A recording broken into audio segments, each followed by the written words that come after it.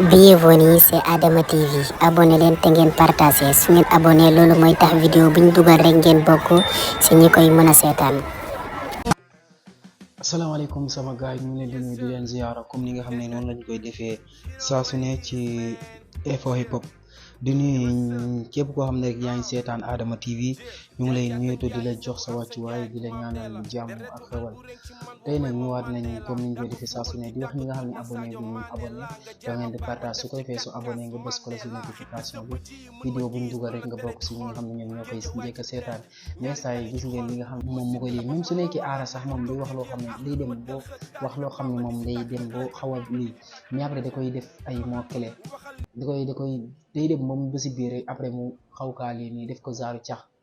mais su nekkee Ngaaka Blindé moom après moom day ñëw rek jaar si digg bi nii soo duggee sound bi da ngay xam ne sound bi am na loo xam ne xaw see rafet mais mën nañ kaa jàppee cadre hip hop mën nañ kaa jàppee mais classe la après